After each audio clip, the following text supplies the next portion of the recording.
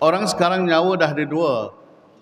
Satu nyawa yang ada dalam tubuh, satu lagi nyawa HP, handphone.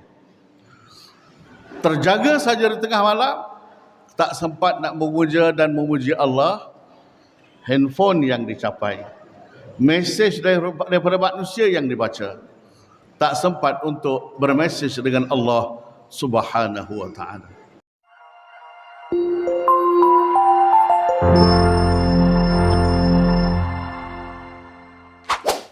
Selamat menonton dan jangan lupa di-subscribe ya.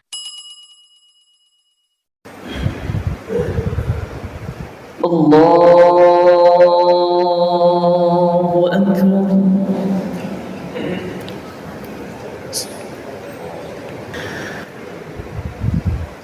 Bismillahirrahmanirrahim.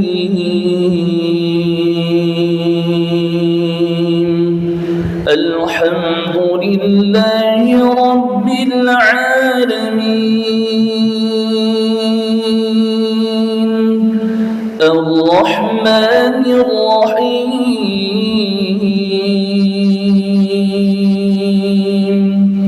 Maliki Yawmiddin.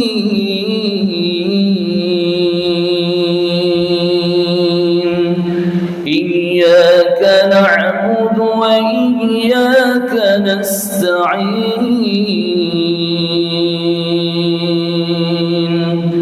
اهدنا الصراط المستقيم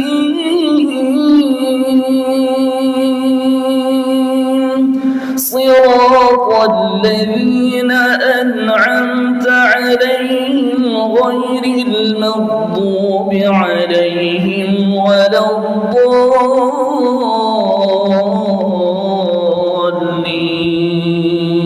الضالين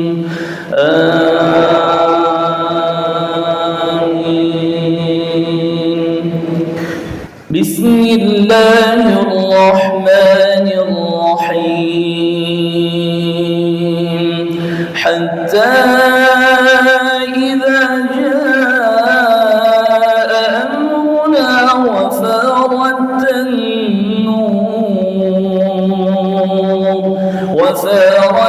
النور قل نحمل فيها من كل زوجين اثنين وأهلك إلا من سبق عليه القول وما آمن معه إلا قليل وقال اركبوا فيها بسم الله مجريها ومرساها إن ربي لغفور رحيم وهي تجري بهم في موج كالجبال ونادى نوح ابنه وكان في معزل يا بني اركب معنا ولا تكن مع الكافرين قال سآوي إلى جبل يعصمني من الماء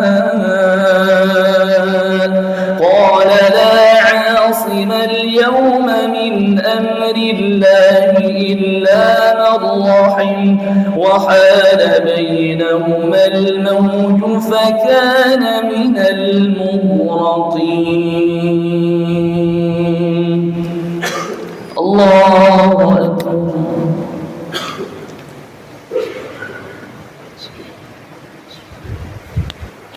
سمع الله لمن حمده اللهم اهدنا فيمن هديت وعافنا فيمن عافيت وتولنا فيمن توليت وبارك لنا فيما أعطيت وقنا برحمتك شر ما قضيت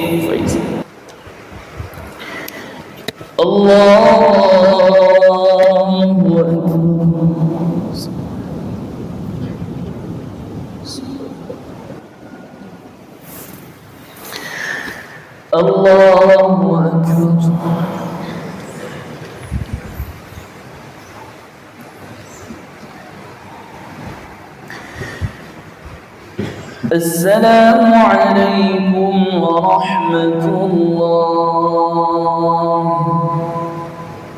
السلام عليكم ورحمة الله.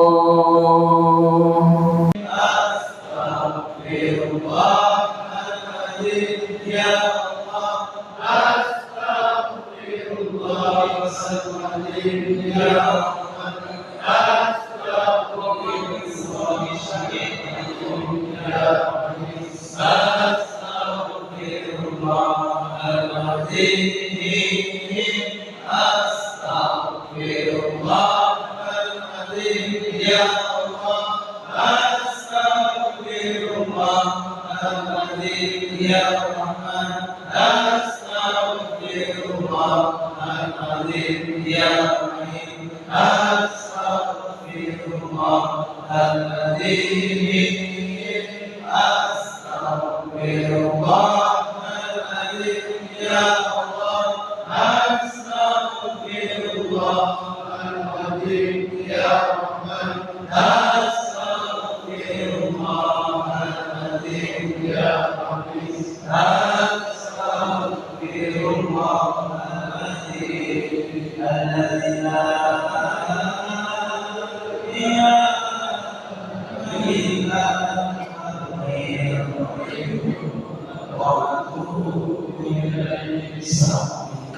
السلام عليكم ورحمة الله وبركاته.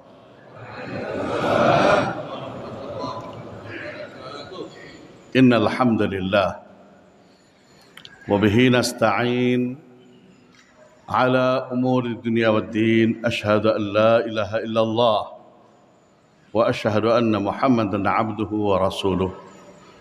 اللهم صل على سيدنا محمد وعلى آله وصحبه وبارك وسلم.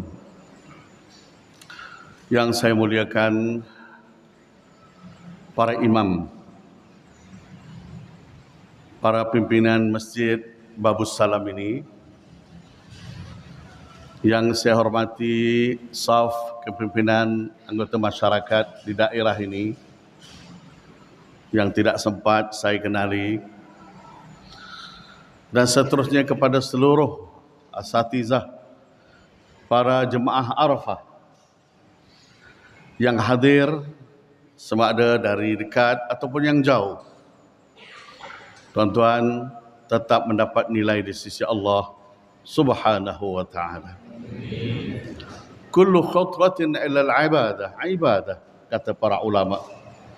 Setiap langkah menuju ke tempat ibadah itu adalah ibadah.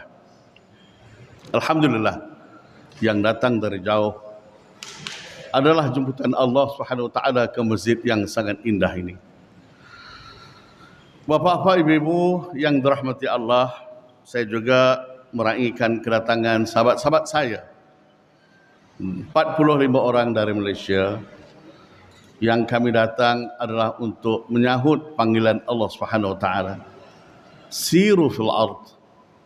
Allah banyak menggalakkan kita untuk berjalan di muka bumi, lalu melihat apakah akibat orang mendustakan Tuhan, melihat kebesaran Allah Subhanahu wa ta'ala melalui penciptaan makhluk ini, bagaimana kita disuruh untuk berjalan supaya memperkukuhkan hati kita, memperkasakan iman kita.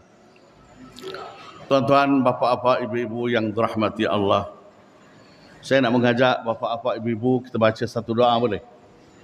Boleh? Setelah tadi macam-macam doa kita baca, ikut saya sama-sama. Alhamdulillahilladzi ahyana ba'dama amatana wa ilaihin nusyur. Allahumma bika asbahna wa bika amsayna wa bika nahya wa bika namutu wa ilaikan nusyur. Yang membawa maksud segala puji bagi Allah, Tuhan yang telah menghidupkan kita setelah mematikan kita, dan kepadanya lah kita akan dihimpunkan. Denganmu kami berpagi-pagi ya Allah, denganmu kami berpetang-petang ya Allah, denganmu kami hidup ya Allah, denganmu kami mati ya Allah, dan kepadamu lah kami akan dikumpulkan nanti. Tuan-tuan, ini doa yang mungkin jarang-jarang dibaca orang, terutama zaman ini. Zaman ini, orang kalau terjaga dari tidur, apa yang dia buat dulu? Dia capai nyawanya yang kedua. Orang sekarang nyawa dah ada dua. Satu nyawa yang ada dalam tubuh, satu lagi nyawa HP, handphone. Terjaga saja di tengah malam, tak sempat nak memuja dan memuji Allah, handphone yang dicapai. Mesej daripada manusia yang dibaca, tak sempat untuk bermesej dengan Allah Subhanahu wa ta'ala. Bapak-bapak, ibu-ibu yang saya muliakan, doa tadi menggambarkan seorang hamba berpagi-pagi mereka membesarkan Allah, tidak yang lain. Doa tadi menggambarkan seorang hamba berpagi-pagi mereka menyandarkan hidup mereka kepada Allah, tidak yang lain. Dan itulah ucapan sulung seorang hamba yang yakin Allah lah Tuhannya. Tuan-tuan yang saya kasihi, bila kita lihat beberapa hadis, rupa-rupanya tidur ini, kalau kita faham, adalah sebahagian daripada kematian. Bangkit kita, bangun kita daripada tidur, bermakna kita bangun daripada kematian. Maka pada pagi ini kita hidup kembali. Masih boleh kita memuja Allah. Masih boleh kita menatap wajah ibu dan ayah. Masih boleh kita menatap wajah anak-anak kita. Menatap wajah sahabat-sahabat kita. Dan boleh kita meneruskan kelangsungan hidup. Karena itulah orang beriman terus menerus memuji Allah Subhanahu wa ta'ala. Bapak-bapak, ibu-ibu yang dirahmati Allah, kami dari Malaysia datang ke satu tempat yang kami kenali sebagai Serambi Mekah. Ada dua sebab dinamakan Serambi Mekah untuk Aceh ini. Seperti mana yang kita tahu, 200-300 tahun dahulu, orang di Kepulauan Melayu kalau nak pergi ke Mekah, dia kena singgah ke Aceh ni dulu. Untuk apa? Di sinilah mereka belajar ilmu tentang haji. Di sinilah mereka berguru dengan Pak Kiai, ulama-ulama tentang bagaimana manasik haji. Itu yang pertama. Yang kedua, orang-orang di tanah Melayu, tempat kami, Malaysia, kalau mereka nak menuntut ilmu di Mekah, dia kena datang ke Serambi Mekah dulu, iaitu Aceh. Kerana ulama-ulama di Mekah, dia akan tanya, kamu datang dari mana? Kamu singgah tak di Aceh?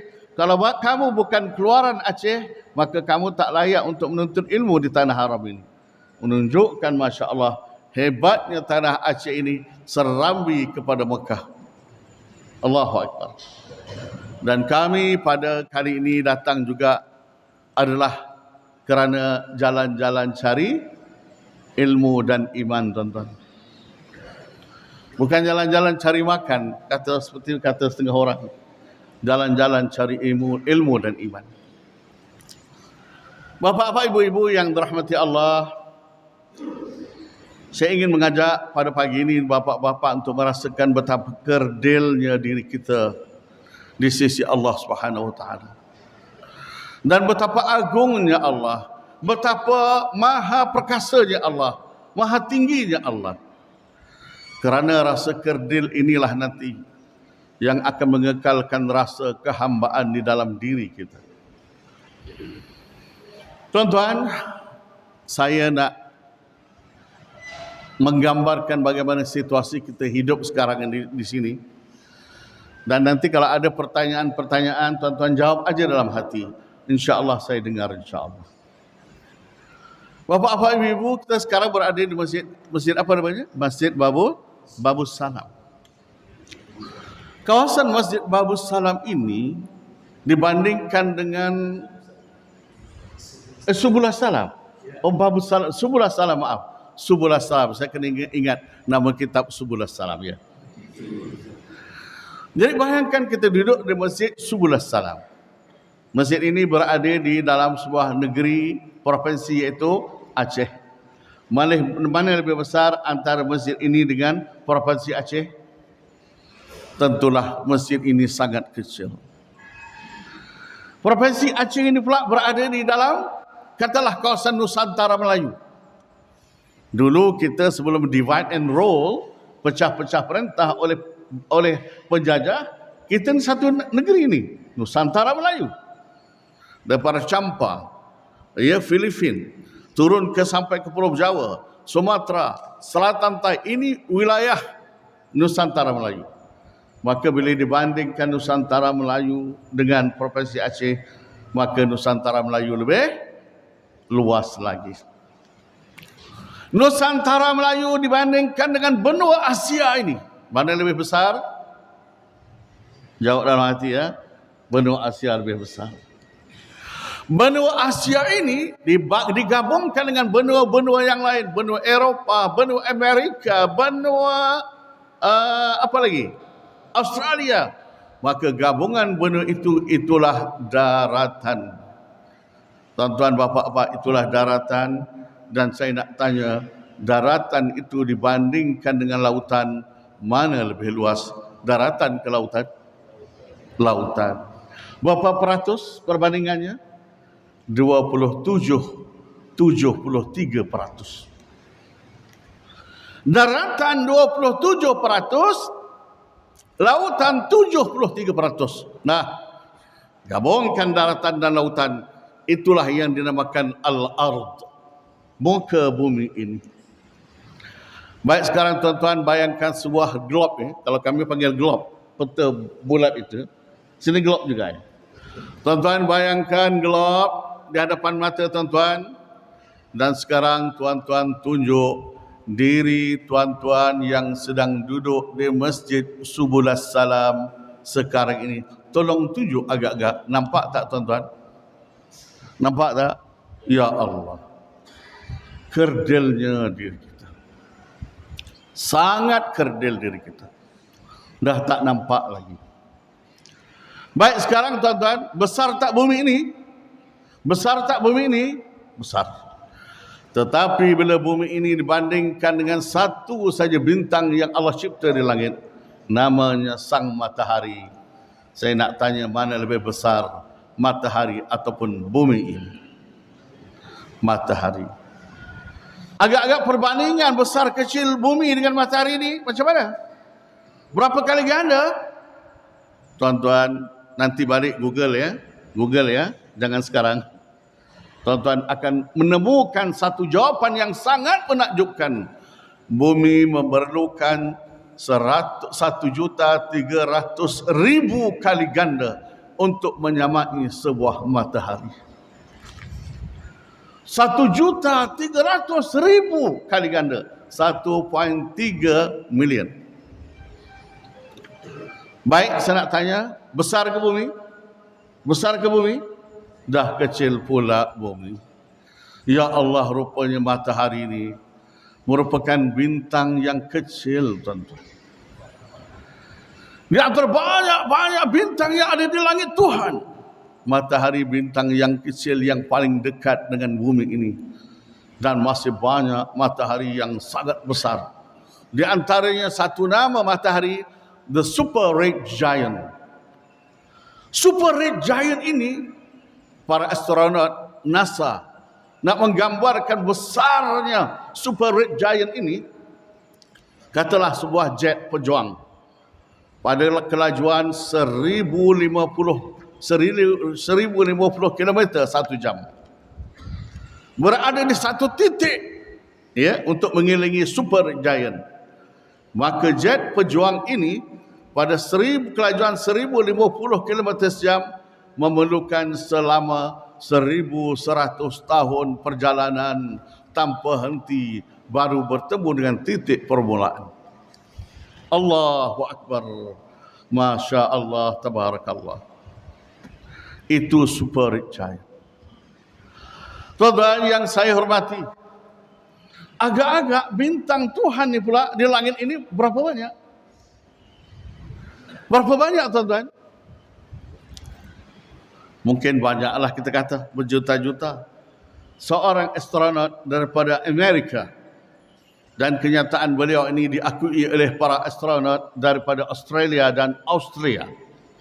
Carl Sagan namanya, Carl Sagan, menyebutkan bahawa bintang yang ada di langit Tuhan sebanyak 10 sektilion. 10 sektilion. Agak-agak berapa banyak? Saya gambarkan begini. Angka 10 angka 10 tambah 0, 0 sebanyak 21 nol di hujung. 10 0 0 0 0 0 sebanyak 21 kali. Maka itulah namanya 10 sektilion. Sedangkan pasir-pasir di muka bumi dalam kajian mereka hanya ada 4 sektilion saja, berbanding dengan 10 sektilion. Mereka buat kajian terhadap pasir yang ada di muka bumi ini, dan mereka mengakui jumlah pasir-pasir yang ada di muka bumi Tuhan ini masih belum dapat menyamai jumlah bintang yang ada di langit sana. Allahu Akbar. Dan Allahu Akbar, cakrawala ini baru berada dalam langit yang pertama. Langit ada berapa lapis? 7 lapis. Langit yang pertama menuju ke langit yang kedua 500 tahun perjalanan. Langit kedua menuju ke langit ketiga 500 tahun perjalanan. 3, 4, 500 tahun perjalanan. Kita tak tahulah perjalanan para malaikat ke, burak ke, cahaya ke, perjalanan bunyi ke, itu semua dalam ilmu Allah. Dan 7 petala langit itu, tuan-tuan, kalau nak dibandingkan dengan arasy Tuhan, arasy yang merupakan makhluk terbesar dan tertinggi, maka tuan-tuan cuba lihat dalam satu hadis Nabi SAW yang diriwayatkan oleh Ibn Hibban dan Abu Nuaim. Hadis ini bagaimana Ibnu Mas'ud menyatakan, wahai Abu Zar, tidaklah ada perbandingan 7 petala langit dengan arasy dan kursi itu. Ya, seperti mana satu lingkaran kecil berada di tengah padang pasir. Maknanya beginilah, berjalan di padang pasir, berjalan di tengah padang pasir. Kemudian kamu tanggalkan cincin kamu, campakkan cincin kamu di tengah padang pasir itu. Cincin itulah 7 petala langit, dan padang pasir itulah merupakan arasy Tuhan. Allahu Akbar, tuan-tuan. Agak-agak kalau saya tanya tuan-tuan, tolong tunjuk diri kita di tengah-tengah alam semesta ini yang sedang duduk di masjid ini, agak-agak di manalah kita di sisi Allah Subhanahu wa taala. Sedangkan Allah gambarkan dunia dan segala isinya, langit dan segala isinya bagi Allah lebih kecil dari sebelah sayap nyamuk. Agak-agak di mana nilai kita di sisi Allah, tuan-tuan? Ya Allah, sangat kerdil kita. Layakkah kita nak sombong dengan Allah? Layakkah kita nak cakap besar dengan Allah? Layakkah kita nak angkuh dengan Allah, nak ego dengan Allah? Tidak layak sama sekali. Dan itulah, tuan-tuan, Allah yang merupakan Rabbul Arsyil Azim, pentadbir pemilik arasy Tuhan yang sangat besar itu, tapi masih memberikan kasih sayang kepada kita. Kita yang sangat kerdil duduk di Masjid Subul Salam ini, apabila hati kita terus mengerti Allah, Waktu itu cahaya nur mengingati Allah tu naik ke langit semesta. Para malaikat berburu-buru mencari. Ini cahaya dari mana? Rupanya malaikat turun ke bawah. Rupanya malaikat jumpa. Inilah dia lebih kurang 300 jemaah yang duduk di Masjid Subul Salam, yang hati mereka sedang dekat dengan Allah Subhanahu Wa Taala. Pada zahirnya kita tidak ada nilai di sisi Allah, tetapi Allah nilai hati kita, batin kita. Ingat Allah. Karena itulah hati ini kalau dah dipenuhi dengan Allah, tidak ada benda yang boleh membatas dia. Dia sangat dekat dengan Allah Subhanahu Wa Taala. Bapak-bapak, ibu-ibu yang saya kasihi, marilah kita kekalkan rasa kehambaan. Dan rasa-rasa inilah sebenarnya tuan-tuan yang kita perlu terap di dalam hati kita, bawa di dalam salat kita. Mudah-mudahan nanti kita akan mendapat apa yang dikatakan khudu' dan khusyuk di sisi Allah Subhanahu Wa Taala. Tuan-tuan yang saya muliakan, orang Malaysia datang ke sini sebab nak lihat kesan-kesan daripada peristiwa yang dialami oleh sahabat-sahabat kita di Aceh, iaitu peristiwa yang mengakibatkan 321,000 nyawa manusia hilang sekaligus, melibatkan 11 buah negara termasuk Malaysia. Ya, di Penang, di Kedah ada beberapa orang mati pada tarikh 26 Disember itu. Tuan-tuan yang saya kasihi, kami dibawa oleh Ustaz Mujibur Rizal ke rumahnya melihat bagaimana kapal yang berada di atas rumah tersangkut. Kemudian di hadapan ini sebuah kapal besar, kapal besi, ya, tersangkut, naik ke daratan. Ini menjadikan kami mengingati akan kematian, tuan-tuan. Jadi perjalanan kami di sini, tuan-tuan, perjalanan untuk ingat mati lah, tuan-tuan, sebenarnya.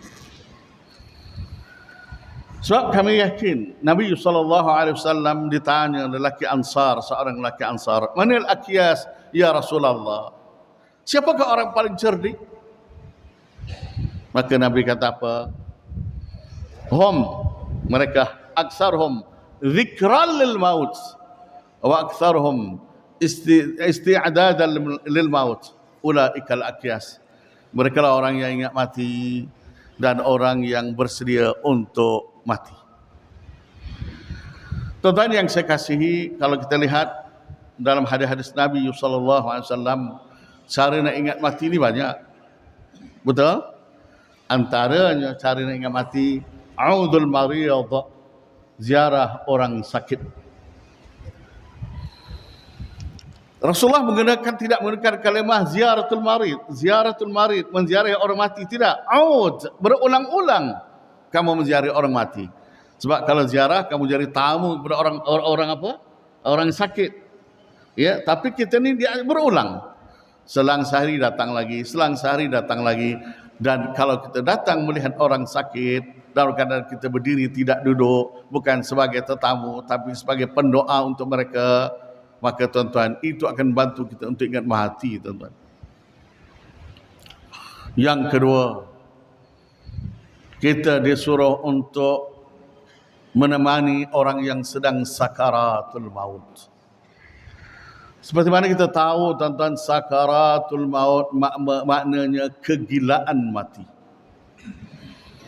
Waktu itu akal tidak mampu untuk mengurus diri seseorang, melainkan dengan kasih sayang Allah, melalui hati yang sentiasa hidup dengan Allah. Maka pada waktu itu hati itu mampu menguruskan detik dia bertemu dengan Allah ke waktu kematian. Maka waktu kita datang menziarahi orang-orang yang sedang sakarat, bantu mereka, talkinkan mereka la ilaha illallah. Kalau tiba-tiba mereka kata air, haus, wajib sesiapa di kelilingnya memasukkan air ke dalam mulutnya. Tapi kalau kita lihat mulutnya kering, lidahnya terkeluar, maka sunat dimasukkan air ke dalam mulutnya bagi orang yang ada di keliling. Pada waktu itu tuan-tuan kita lihat sukarnya nyawa nak keluar daripada jasad manusia. Bayangkan tuan-tuan, kuku kita, siapa pernah kena cengkam kuku? Kalau bahasa kami Malaysia, cengkam kuku. Tahu cengkam kuku? Sama ada kuku tangan ke, kuku kaki ke. Cengkam kuku itu bukan memutuskan salah satu urat kita, bukan. Baru menyucuk salah satu urat kecil saja. Ya Allah, sakitnya kena cengkam kuku. Bayangkan waktu kematian. Seorang yang nak diputuskan, dicabut rohnya daripada jasad, memang sangat sakit. Tuan-tuan yang saya kasihi, yang ketiga nak ingat mati ni, yang saya ingatlah daripada hadis-hadis, Nabi kata apa? Menguruskan jenazah. Menguruskan jenazah. Siapa yang terbaik nak menguruskan jenazah kita? Siapa? Katalah saya yang meninggal dunia. Ya. Siapa yang terbaik untuk menguruskan jenazah saya? Memandikan, mengkafankan terutama. Ya. Baik, kalau ikut tertib begini. Saya ke atas. Saya ke atas mana saja? Bapa saya, tok saya kalau mereka masih ada. Tak ada mereka. Saya ke bawah. Siapa? Anak, cucu, cicit saya. Tak ada mereka. Kanan, saudara-saudara kandung saya yang lelaki ataupun pak-pak saudara saya. Tak ada mereka. Sebelah kiri. Siapa? Jiran-jiran yang terdekat dan sahabat-sahabat karib saya. Tak ada mereka. Barulah unit yang ditubuhkan oleh masjid. Sini ada Masjid Subul Salam, iaitu menguruskan jenazah kan. Barulah mereka. Tak ada mereka. Maka diharuskan isteri saya mengkafankan dan mandikan jenazah saya. Tuan-tuan yang saya kasihi, dalam Islam kematian saya rasa adalah perkara yang besar. Kalau dulu-dulu satu kampung ada kematian, satu kampung cuti hari itu. Semua pergi tumpu kepada menguruskan jenazah, menghormati jenazah. Maka tuan-tuan pergilah. Ya, kalau boleh ada kematian, pergi untuk melihat, pergilah. Kalau boleh menguruskan jenazah. Dan seterusnya kita mengusung jenazah. Gitu. Mengusung jenazah ni pun tuan-tuan besar sangat dia punya ganjaran di sisi Allah. Satu qiraat, 2 gunung Uhud. Seperti mana kita tahu kan? Dan itu kalau orang biasa pergi umrah, pergi haji, kalau dah lepas saja sembahyang jenazah di Masjid Nabi itu, orang berebut-rebut akan memikul ya keranda untuk hantar ke Baqi Al-Gharqad itu. Dan kalau para ulama yang hebat-hebat, saya yakin di Indonesia juga berlaku. Daripada rumah para ulama itu nak menuju nak pergi ke kubur, manusia berdiri di tepi jalan kan begitu. Bukan saja-saja, bukan kerana nak menyatakan kesedihan, tetapi nak ambil barakah itu, mengusung jenazah. Kerana itu jenazah itu orang tak bergerak, keranda saja yang bergerak. Masya Allah, hebat. Dan seterusnya nak ingat mati ni tuan-tuan, antaranya lagi yang saya ingatlah, iaitu kita disuruh buat wasiat lah. Buat wasiat. Allahu Akbar tuan-tuan. Wasiat ni ada 2. Satu wasiat yang berupa harta kita, untuk kita lepaskan melalui hibah, ya, wasiat harta. Dan satu lagi wasiat iman. Wasiat iman ini jarang orang buat. Sepatutnya kita macam umur dah saya ni, kita dah 60 lebih, dekat 70 ni tuan-tuan, sepatutnya setiap anak kita dah ada satu surat siap dalam envelope. Pesan pada isteri kita, wahai isteri, nanti setelah jenazah saya dikambus dengan tanah, pulang kamu ke rumah ataupun anak-anak ke rumah, serahkan wasiat ini kepada setiap anak saya. Itu wasiat iman. Tuan-tuan, kalau tuan-tuan pada waktu itu menyatakan, wahai anak sulungku, ayah melihat kamu sekian-sekian, ayah nampak kamu punya kelebihan sekian-sekian, kekurangan kamu sekian-sekian, baikilah wahai anakku. Kalaulah anak ini membaca di saat kita telah tiada, impaknya di dalam hati sangat kuat. Tolong buat wasiat iman untuk anak-anak kita. Ini kalau menurut beberapa hadis. Kalau menurut para ulama nak ingat mati ni tuan-tuan, antaranya apa? Menyiapkan set kain kafan. Boleh tak tuan-tuan angkat tangan? Saya tak tahu budaya orang Aceh di sini. Tuan-tuan dah siapkan kain kafan belum? Sini dah, siap dah. Maknanya, setiap orang beli kain kafan sendiri dan letak di dalam almari. Di dalam almari itu utama orang perempuan, almari yang banyak pakaian tu kan, letak di sudut. Waktu nak pakai pakaian tu terasa nak menunjuk dengan orang, tengok kain kafan kita. Oh, inilah kain yang akan membalut tubuhku nanti. Tak jadi nak riak dengan orang. Memanglah sebaik-baik harta untuk kita nanti mati daripada kita sendiri. Beli awal-awal. Walaupun mungkin kalau di Malaysia tu ada khairat kematian di masjid. Ya, tapi sebaik-baiknya daripada harta kita siapkan untuk kita ingat mati. Dan setengah ulama mengatakan kalau nak ingat mati lagi, nak beri impak yang dahsyat tuan-tuan, masuklah ke kuburan dan berbaring di lahat. Kalau kami di Malaysia ada seorang ulama namanya almarhum Tok Guru Saleho di Kelantan. Juga di Gombak, sampai belajar di UIA, anak-anak tuan-tuan akan ada kampung Sungai Cincin, iaitu Syekh Muhammad Nur Al-Khalidi, yang sentiasa menyuruh anaknya membuka pintu makam kuburan, dan dia bila rasa ibadah dah tak manis, ibadah tak rasa lazat, dah rasa hati dia macam keras, dia akan duduk di dalam, dia akan berbaring di dalam kuburan untuk beberapa jam. Kemudian dia keluar dengan keadaan matanya bengkak kerana menangis selama berada di dalam kuburan sebagai latihan. Tuan-tuan yang saya kasihi, itu para ulama, dan kami datang ke sini tuan-tuan mengenangkan banyak kuburan massal di sini, betul? Dan kami menyaksikan sendiri video-video 20 tahun yang lalu bagaimana peristiwa jenazah-jenazah yang Allahu Akbar, ya, yang sangat hebat itu. Mudah-mudahan mereka diberikan gelaran sebagai syahid akhirat insya-Allah. Syahid akhirat insya-Allah.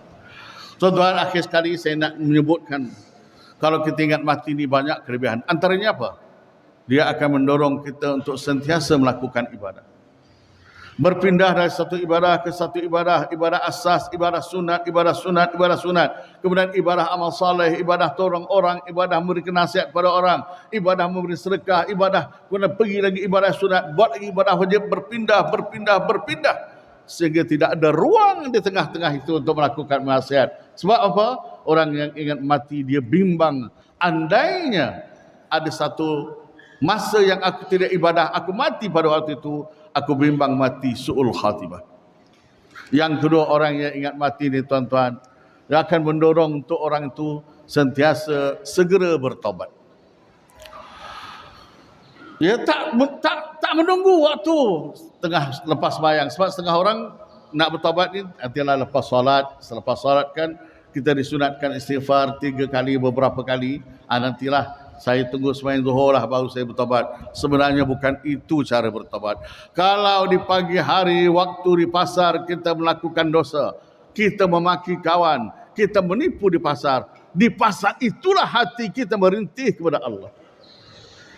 Kalau sedang kita berjalan-jalan, ya, kita melihat sesuatu yang Allah larang, pada waktu itu kita istighfar kepada Allah. Maka orang yang selalu ingat mati akan menjadikan dia sentiasa bertaubat kepada Allah. At-taibu minadz-dzambi kama la dzambalah. Orang yang sentiasa bertaubat daripada berdosa, dia dianggap tidak ada dosa lagi. Tuan-tuan yang saya kasihi, dan ingat ya, saya nak pesan untuk diri saya. Antara orang yang berdosa adalah orang yang merasakan dirinya tidak berdosa. Dialah pendosa di sisi Allah. Sekali lagi, antara orang yang berdosa ialah orang yang merasakan dirinya tak berdosa, dan memang dia tidak buat dosa. Dia rasa comfort zone, selesa. Aku tak buat dosa. Aku orang masjid. Aku tiap-tiap tahun pergi umrah. Aku tiap-tiap tahun pergi sedekah, beri sedekah. dalam keadaan tidak merasa bersalah dengan Allah, maka dialah pendosa sebenarnya.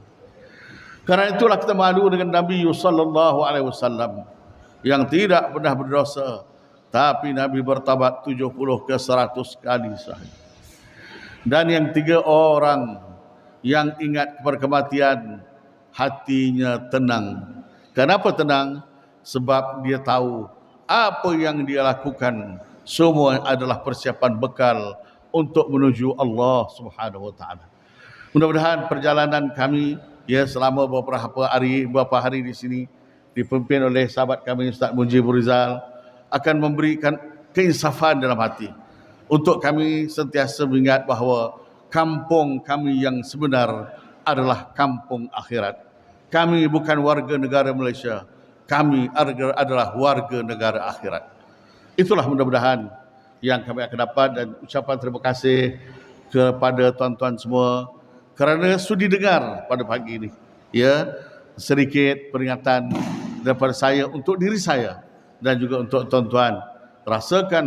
Kekalkan rasa kerdil diri, rasakan agung Allah di dalam hati kita. Mudah-mudahan kita termasuk dalam golongan orang-orang yang atqiya, orang-orang yang bertakwa kepada Allah Subhanahu wa taala.